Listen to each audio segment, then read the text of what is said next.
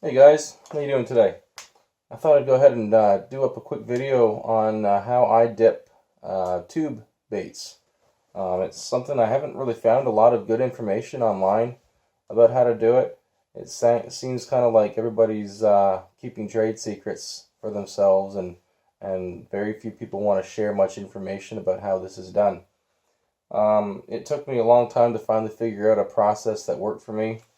It's probably not the only way to do it, may not even be the best way to do it, but it works. And I've been pretty happy with my results so far. So what you see here, this is just a piece of wood block with some holes drilled in it and some 1/4 inch rod. So I can do 5 tubes per block, and today I'm going to be using 4 blocks.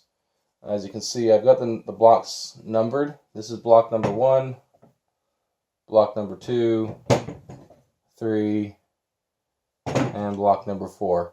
So when I'm dipping these blocks, I do them in order. That way they have time to set up just a little bit before I do the second and third dips. And the number of dips you do is up to you. Obviously, the more dips you do, the thicker the walls will be.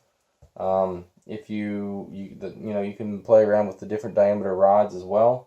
These are, I believe these are 1/4 inch. They may be just a hair under a 1/4 inch. Bigger rods, you will have thinner walls. These ones have pretty thick walls, but I cut my tails pretty thin. So I like to have a little bit thicker wall. You can get away with the softer plastic that way also. So this is, I'm going to just go ahead and show you my process for dipping these tubes. I'm going to go ahead and give my plastic a quick stir here, just to make sure that the flake and everything's all suspended real well. I'm not sure how long this video is going to take. Hopefully it doesn't take too long. We'll see how it goes. So my plastic's a pretty good consistency right now. And between dips, I like to give it a stir also. This is a 4-cup measuring cup here. These are actually small enough that I can dip them in the 2-cup measuring cup right here. I can actually dip them in here. So as you dip and your volume of plastic recedes, you can transfer it over to the smaller container you've got deeper. So when this thing is down to 2 cups, when it's only a couple inches deep, you can put it back in the smaller container, and then you can continue on dipping with the same amount of plastic. So I like to start with a bigger container and work my way down. I've got some 8-cup measuring containers also that I use, and if I'm doing a large run, I'll start in the 8-cup, and then I'll transfer it to the 4-cup, and then transfer it to the 2-cup. And I can keep dipping for a long time and have very little waste.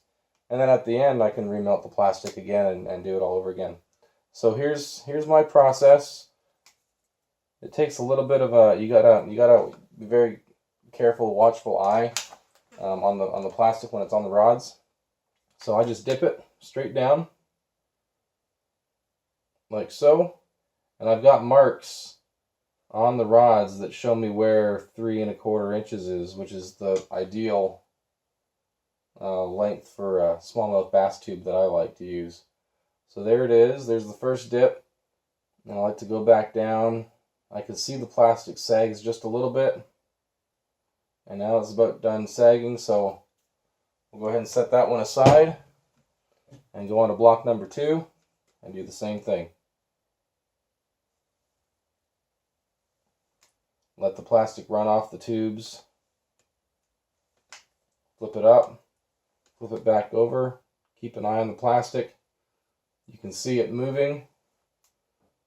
And as soon as you see it start to bunch up or ball up, flip it over the other direction.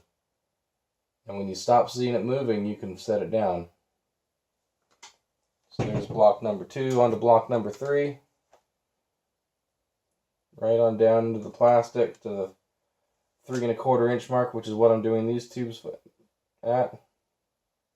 Let it run off just a little bit. Flip it back up. Flip it over because I can see it running. And I think it's done running. These rods are cold, and the colder your rods are, the faster that plastic is going to set on them. Let me just go a little deeper. There we go. Flip it back over. Those are running a lot. I did my first flip too quickly on those, which is good to see. There we go. Those look like they're okay. Now you can see you got these strings. I just leave them alone for now. I don't even mess with them right now. Okay, so there's the first 4 blocks with the first dip. On to the second dip.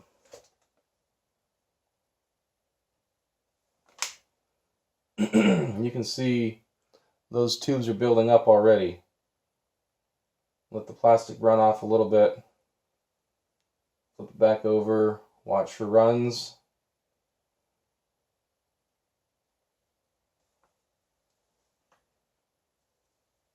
That's running a lot more now. The plastic is still hot, so it's not cooling on the cold rods as quickly now. And the trick is to keep this moving. If you let it sit and sag, you're going to get lumps on the side of your tubes and they won't be smooth. So keep it moving. As soon as you see it stop moving, you can set it down and go on to the next block. The block number 2. Plastic run off a little bit, and I really need to stir this plastic up. It's been a little bit since I've stirred it. Keeping the plastic stirred makes it so you don't lose the heat as much. You keep the temperature throughout the whole container consistent, which is important. Those ones are looking really good. Block number 3.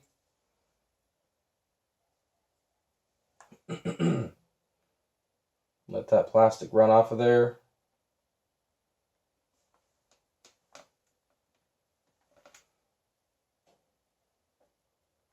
As you see it sag, flip it right over.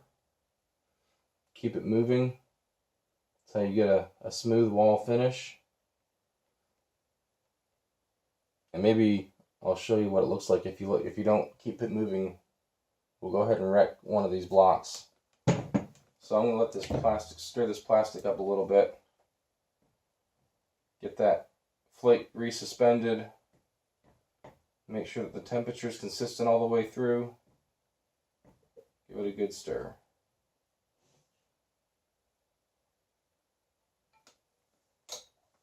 Okay, block number 4. We're going to go ahead and dip this, and I'm going to let it sag so you can kind of see what it does.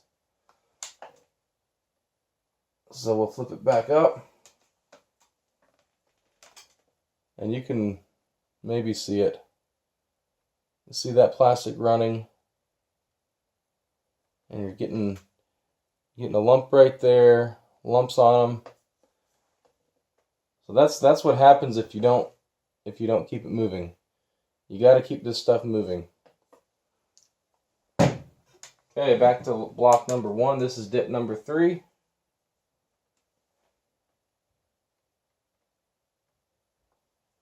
And you can really see those tube walls building up. Flip it up, watch it sag, flip it back over. Keep it moving. Keep it moving. If you see a sag, you can flip it the opposite direction to try to control that sag. I had a little bit sagging on one side of the tube. And then you just kind of put it on its side if you need to help even it out. It's the same principle if you've ever made crankbaits, if you've ever painted crankbaits, and when you do your clear coat, you put it on a drying wheel. It's that same concept, keeping constant motion on the tube so that plastic will be an even and smooth finish. So all the walls are the same. The trick to these is just keep it moving. And I've seen the little bit of information I was able to find. A lot of guys, they just hang them, and they get that nipple on the tip of the plastic, and then you got to cut it off and maybe heat it back up just to keep it round. If you keep it moving, you don't have to do any of that. And the nice thing about this is we're doing 5 at a time. That's really nice with this. You can knock out a lot of tubes in a hurry if you're doing 5 at a time. We'll set that down on the block number 3, dip number 3.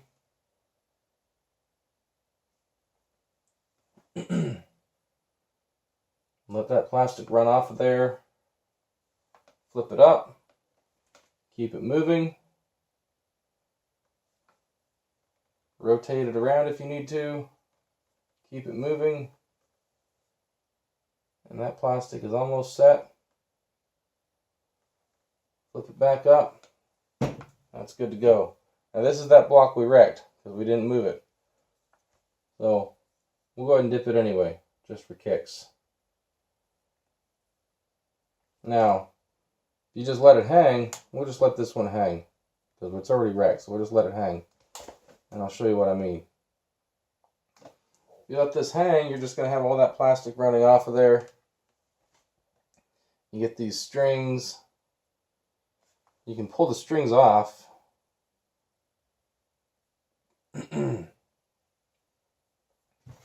Now, if you're just hanging a tube, that's what you're left with. You got those nipples on the tips. Now you can, when it dries, you can cut them off, or cut them off with your fingers and whatever, and maybe take a torch, a lighter, and kind of melt that plastic and make a nice round end. But that's an extra step, and that takes a lot of extra time. I don't really want to do that personally. So here we got, these ones here have a real nice rounded tip. The walls are nice and smooth. I don't know if that's focusing real well. You can kind of see it. Yeah, it shows up pretty good. So you got a nice round tip on these. These ones turned out really good. This is triple dipped. We'll go ahead and do a little bit thicker wall. I'm going to do 4 dips with these ones. Peel off the plastic off my stir stick here and give it another stir. So we still got real nice consistency on the plastic. When you keep it stirred up, you keep the even heat throughout the whole container. You keep the flake suspended. It's not all settling down to the bottom, and when you dip your tubes, you're going to get a nice looking result, nice looking product. So we're going to go ahead and go back to tube block number 1 and dip number 4. 4th dip. Right down in there. Oh yeah, those are looking good. Let that plastic run off. Flip it back over. Let it run. Keep it moving. Don't let it sag. Beauty. Beauty tubes. Rotate it if you need to. Keep it moving.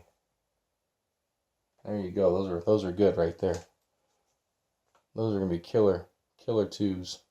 I catch a lot of smallmouth on these. Dip number 4.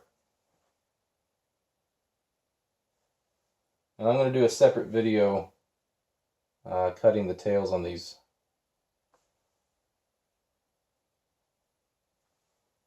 After these things have a chance to set up a little bit.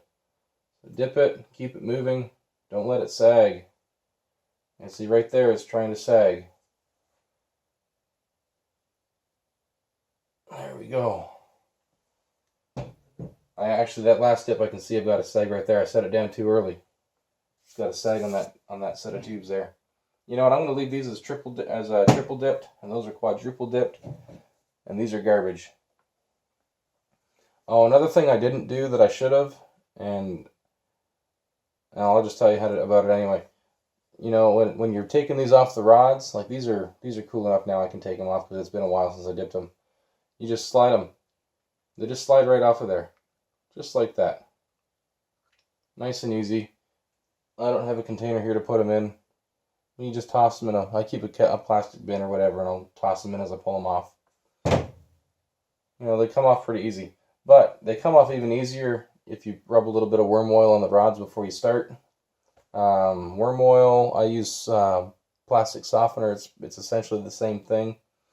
Put a little bit on the rods there, and they slide off even easier. Just push them right off.